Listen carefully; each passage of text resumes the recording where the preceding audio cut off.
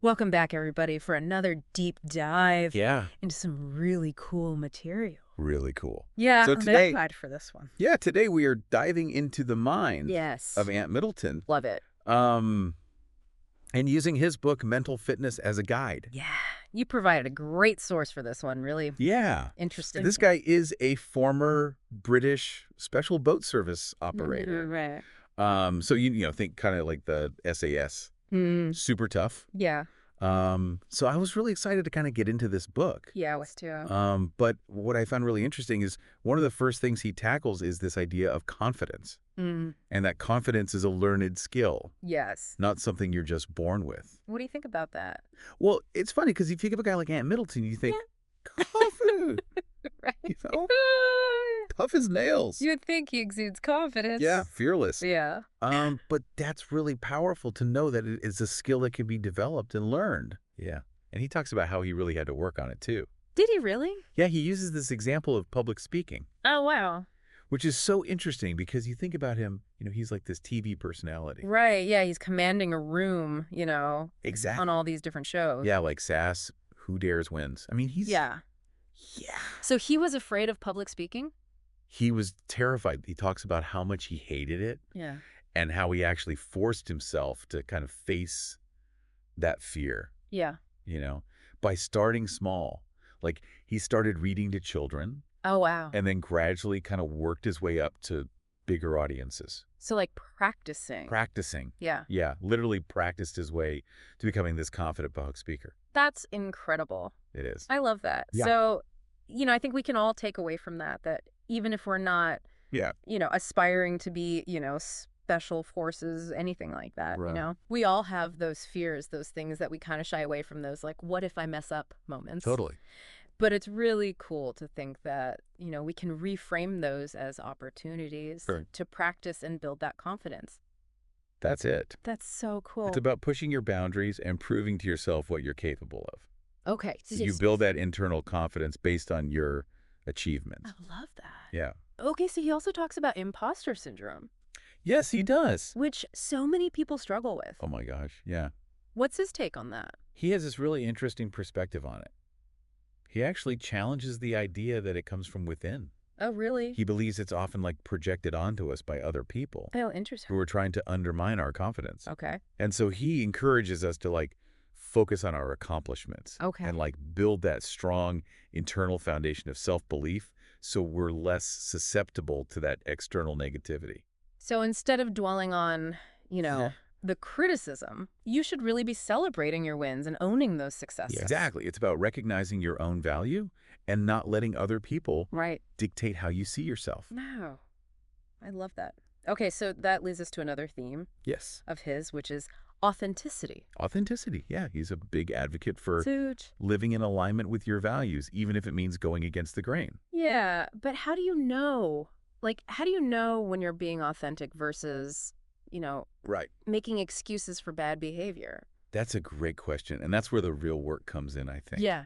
And he acknowledges that it's tough. Mm-hmm. He even shares a story about leaving his first marriage Wow. because he realized he was living inauthentically, Wow. like trying to fit into this mold that wasn't right for him. So he really does walk the walk. He does. You know what I mean? He's not Exactly. just talking the talk. Exactly. That must have been such a hard decision. Oh, absolutely. But for him, he recognizes it as this turning point in his journey towards self-discovery. Yes. And it speaks to this bigger idea that prioritizing authenticity, even when it's difficult, Yeah. leads to a more fulfilling life, Yeah. And a happier life. happier life. Yeah. Wow, it's so crazy because it makes you think, like, It does. what compromises are we making in our own lives that are holding us back from that? Yeah. Are we living authentically? Yeah. Are we living authentically? Yeah. That's a really good question. It is a question worth pondering. It is. It is. For sure. Okay, so he also talks about the power of saying no, Yes, he does. and that's crucial for maintaining mental fitness. It is. And he doesn't just mean saying no to other people. Right. He also means saying no to situations or behaviors that don't align with Right. your values or your well-being. Your well-being, right? Okay, so this guy's faced Yeah. a lot of intense situations. Yeah. How does he approach anxiety and stress? So he has this really kind of practical approach. Okay. And he acknowledges that anxiety is just a reality Right. for most of us, Yeah. you know? I like that. And he tells this story about dealing with financial anxiety after leaving the military. Wait, is this the piggy bank? Yes, the piggy bank incident. Oh my gosh, tell me about this. Okay, so picture this, Yeah. right? He comes home from, like, after leaving the military, and the fridge is empty. Oh no. There's no food. He doesn't even have enough cash to buy milk for his son. Oh my gosh. And he ends up having to smash his daughter's piggy bank Oh my gosh. to talk about a stressful situation. Yeah. But the way he tells the story, it's not about wallowing in that anxiety. Right. It's about focusing on what you can control, Right. finding solutions, and remembering that even the toughest situations, Right. they're usually temporary. They are temporary. Yeah. So instead of getting caught up in that like spiral of what ifs, The what ifs, yeah. he's saying that we should just focus on finding a way forward, Find a way forward. even if it's not ideal. Exactly. Yeah. And I like that too, because that can be applied to a lot of different situations. It can be applied to so many things. Not just financial. It can be, work. It can be relationship. Absolutely. All these different things. Yeah. I like that a lot. Okay. So what else does he say about that? So he also emphasizes humor, Okay. which I love. Like dark humor or... Even dark humor. Yeah. He thinks it can really help us to detach from overwhelming emotions. Okay. And it can even help us to connect with other people. Oh, that's cool. Yeah, So a little bit of laughter can go a long way it can. in diffusing tension Yeah. and gaining perspective. Oh, I like that. So what about when things get really, really tough? okay. How does he approach resilience? So he's a huge advocate for embracing failure.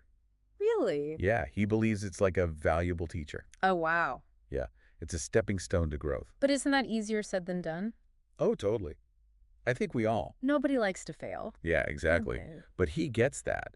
And he even talks about his own very public failure with the UK version of SI's Who Dares Wins. Oh. Yeah. And how that ultimately led to new opportunities and personal growth. So he's not just preaching this. No. He's lived it. He's lived it. He's been through it. He has. I love that. Yeah. So he understands that setbacks are part of the journey. Setbacks are part of the Yeah. journey. Yeah. And he argues that how we respond to those setbacks is what defines us. That's a good point. Yeah. Do we let them break us Yeah. or do we learn from them and come back stronger? Wow. That's a really powerful question. It is. And it makes you think,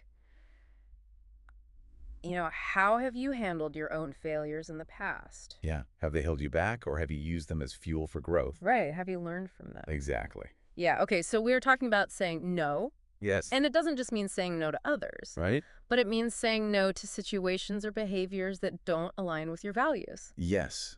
And he has this great story Oh, does he? about this business negotiation in Venezuela Uh-oh. where he and his team were pressured to sign this contract that didn't feel right. Oh, was this the one where they were So, surrounded by armed guards? Surrounded by armed guards, the tension is palpable. Yeah. And his colleague refuses to sign the contract Wow. despite those intimidating circumstances. Good for him. Yeah. And it's a powerful reminder that saying no, even when it feels risky, Yes. can be the key to staying true to yourself. And it ties back into what we were talking about earlier It does. about taking ownership Owning your choices. of your choices, Yeah. owning your failures, analyzing what went wrong, learning from those experiences. Exactly.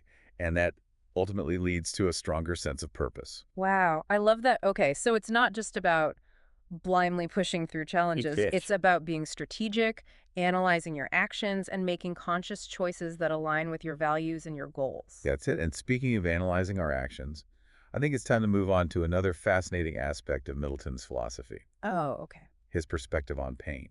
His perspective on pain, you might think, given his background, that he would be all about pushing through it no matter what. Right. Like grit your teeth and just go Exactly. power through it. But he actually has a much more kind of nuanced view of pain. Okay. I'm intrigued. Tell me more. He recognizes that pain serves a purpose, Okay. both physically and mentally. What do you mean by that? So he talks about this experience he had during Special Forces selection, Okay. where he had to endure like hours of intense physical pain, Oh, gosh. and he like pushed past his perceived limits.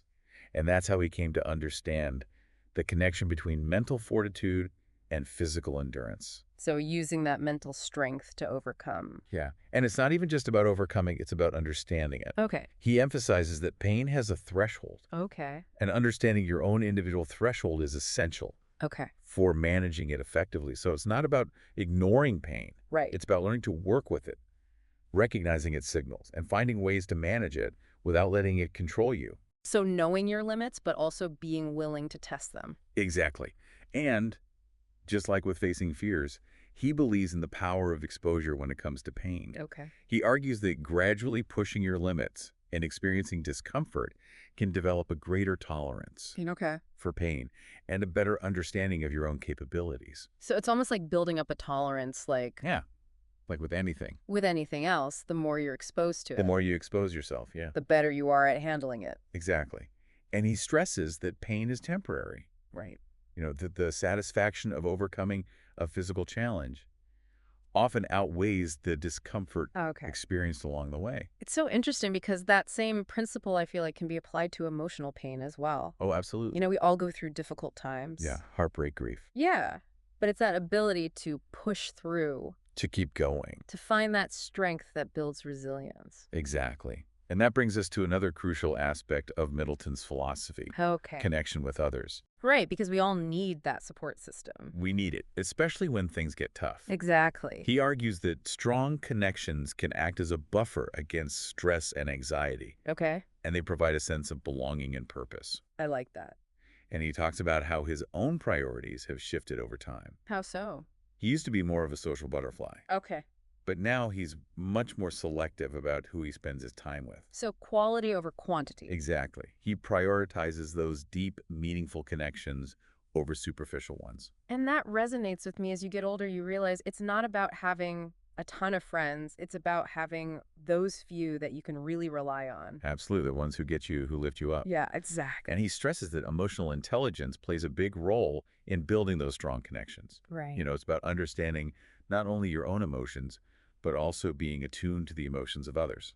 He has that story about switching gears on the battlefield. Oh, yeah. Going from intense combat to interacting with terrified civilians. I don't talk about needing emotional intelligence. Right, and he had to adjust his emotional state, So rapidly. depending on the situation. Yeah. It's incredible. And that's something we can all benefit from. Oh, for sure. Just think about how much smoother our interactions would be if we were all a little more tuned in. If we had more empathy. Yes, exactly. Yeah. Approaching others with empathy, seeking common ground, recognizing that everyone has a story to tell. He has that story about connecting with his friend's shy son Oh, I love that story. by finding those shared interests, Yes. engaging with him on his level. It's beautiful. It's just a simple gesture. Yeah. But it's so powerful, It shows how you can bridge gaps Yeah, and create meaningful connections, even with people who seem different from you. absolutely. Yeah. That sometimes the simplest gestures can have the biggest impact. I love that. So Middleton is also very open Yeah. about his experience as a husband and a father He is. and how his approach to family has evolved over time. He's honest about the challenges Yes. of balancing a demanding career with family life. Yeah, he doesn't shy away from those conversations. He doesn't. He talks about the guilt and regret he felt for prioritizing his military commitments over his relationships. Wow. And that story about the realization he had in prison. Oh my gosh. Yeah, where he truly understood the depth of his wife, Emily's support. Her unwavering support and all the sacrifices she made for him. That must have been a turning point for him. It was a huge turning point for him. Yeah. He reevaluated his priorities and committed to being a more present and engaged partner and father. That must have been such a huge shift for him, A huge shift. given his background Yeah. and the demands of his previous career. Absolutely. Yeah. And now he emphasizes centering his life around his family, Wow. recognizing that those bonds are the most valuable Yeah. and enduring. I mean, it's beautiful because no matter what you achieve in life, Right. those close relationships are what matter They are. in the end. Yeah. So he also talks about setting a positive example. Yes, for his children. Yeah. Understanding that they learn more from his actions than his words. Absolutely. Actions speak louder than words. Right, exactly. He's a firm believer in structure and discipline. Within the family unit. Yes, not in an authoritarian way, but Right. in creating that stable and nurturing environment where children feel safe and loved. Exactly. And it's fascinating how he applies his leadership skills from the military to his role as a father, Yeah. guiding and supporting his children while also allowing them the freedom to make their own choices and learn from their mistakes. It's such a delicate balance It is. to provide that structure, Yeah, but also foster that independence. it is. And this brings us to another interesting point. Okay. His views on parenting and fostering resilience in children. Remember the kindness trap he talks about. Oh, yeah, he's pretty critical of shielding children from discomfort or challenges. He believes it can actually weaken their ability to cope with setbacks later in life. He argues that allowing children to experience failure, disappointment, even pain in controlled environments can help them develop that mental toughness Okay. and problem-solving skills they need to thrive. He uses that example of letting his son take risks while learning to ride a go-kart. Yes, letting him crash and face the consequences and learn from those experiences. Yeah, so it's about providing guidance and support, but also giving children the space to make mistakes, Yeah, figure things out for themselves. exactly. And it goes back to that theme of embracing challenges and stepping outside your comfort zone. Understanding that discomfort is often a sign of growth, Yes, that by pushing beyond our perceived limits, we discover hidden strengths and we build a more resilient mindset. and that applies to our physical well-being as well. Because it's all connected. He's a big advocate for looking after our bodies as part of our overall mental fitness. Makes sense. He talks about how neglecting our physical health can negatively impact our mental state, Yeah. leading to decreased energy mood swings, even increased anxiety. But he's not talking about, just hitting the gym to build muscle. He's talking about more holistic. It's a holistic approach. Yeah. Yeah, recognizing the interconnectedness Yes. of our physical and mental well-being. Exactly. He emphasizes establishing a healthy lifestyle routine Okay. that includes exercise, proper nutrition, and adequate sleep. So important. It is. And he challenges conventional notions of body image, Okay. encouraging us to focus on feeling strong and healthy rather than striving for some idealized physique. And he has that funny anecdote about being on the cover of Men's Health magazine Uh, and choosing not to shred up. Of the photo shoot? Yeah, he wanted to present an authentic image of himself, showcasing his strength and fitness Yes. without conforming to those unrealistic beauty standards. I love that. And it ties back into what we were talking about earlier Does. about self-acceptance. Yeah. Embracing your individuality. Exactly. He encourages us to listen to our bodies, find forms of exercise that we enjoy. And focus on building a sustainable, healthy lifestyle rather than chasing quick fixes or fads. Finding what works for you. What works for you, recognizing that there's no one-size-fits-all approach Right. to fitness. To fitness. And that leads us to his final point on this topic, Okay. which is recognizing our individual needs and preferences Yes, when it comes to both physical and mental fitness. exactly. So not comparing ourselves to others Guilty. or trying to fit into someone else's mold. Love it. He encourages us to experiment, be mindful of how our bodies and minds respond, and tailor our routines Yeah. to fit our individual lifestyles and goals. Which brings us back to his core message Yes. of embracing individuality. Embracing individuality, yes. He's all about celebrating our differences Yeah. and resisting the pressure to conform. He uses his beard as an example of that. His beard, I love that. He talks about how he enjoys growing it out Yeah. and letting it reflect his current state of mind. Whether it's wild and untamed or neatly trimmed and ready for action. So it's like a visual representation. Yes. Of his inner landscape. Exactly. A way of expressing himself authentically. And he encourages us to find our own ways to express ourselves, Yeah. to embrace our quirks and imperfections, and to reject the notion that there's only one right way Yes. to look or behave. It's about owning who you are and being confident in your own skin. Exactly. He believes that self-acceptance and confidence in your individuality are essential for living a fulfilling and meaningful life. And it's so fascinating how all of this ties back to his core message. It does. Of mental fitness. It all comes back to that, doesn't it? It really does. It's Yeah. not just about physical strength, Right. mental toughness. It's about Yeah. a holistic Approach, yeah. to well-being. Our physical health, our emotional intelligence, our relationships, our sense of self, it's all intertwined. Wow. It's about recognizing your strengths and weaknesses Mhm. and finding ways to leverage those insights to navigate the complexities of life with resilience and purpose. And it's about embracing that journey of self-discovery, recognizing that mental fitness is an ongoing process It is. of learning, adapting, and evolving. Well said. Okay. That brings us to the final chapter of our deep dive Okay. into Ant Middleton's mental fitness. I'm ready. Let's explore his thoughts on spirituality and the power of connection to something bigger than ourselves. Okay. Okay, so we've covered so much with Ant Middleton's approach to mental fitness, from confidence to embracing failure to fostering strong relationships. Yeah, even his take on, Yeah, physical and emotional. Mm-hmm. But there's one more area I'm really curious to get into, Okay. which is his thoughts on spirituality. Interesting. Yeah, it's not something you'd necessarily expect Right. from, a former special forces operator. You'd be surprised, though. Really? Yeah, well, he doesn't advocate for organized religion or anything like that. Right. He does believe in the power of connecting to something larger than ourselves. So what does that look like for him? He talks about feeling a sense of connection to nature, Oh, to wow. the energy that flows through all living things. I like that. Yeah, he uses this analogy of a mountain, standing strong and unwavering Oh, and emitting this powerful energy that can be felt by anyone who comes near it. right. Like you get that feeling when you're in nature, Yeah. when you're surrounded by mountains or trees, Yeah. you get that sense of awe. Awe and wonder. Yeah, like Yeah. you're tapping into something bigger. Exactly. So he's not saying we all need to go climb a mountain No, not to necessarily. find our spiritual side. But he does encourage us to tap into that energy, to recognize our place within the grand scheme of things, Okay. and find a sense of purpose and grounding in our connection to nature. So it's about finding that sense of belonging, being part of something larger than ourselves. Yes, and that can be really powerful, especially during tough times. For sure, it's a reminder that you're not alone You're not alone. in your struggles. We're all part of this interconnected web of life. Wow. And that perspective can really help us to navigate challenges with greater resilience and a sense of peace. Like a shift in perspective? Yeah, instead of feeling overwhelmed by your problems, you kind of zoom out Yeah. and see yourself as part of this much bigger picture. Yeah, you find that inner strength. Yeah, and draw on it Yeah, to weather the storms. I like that. Okay.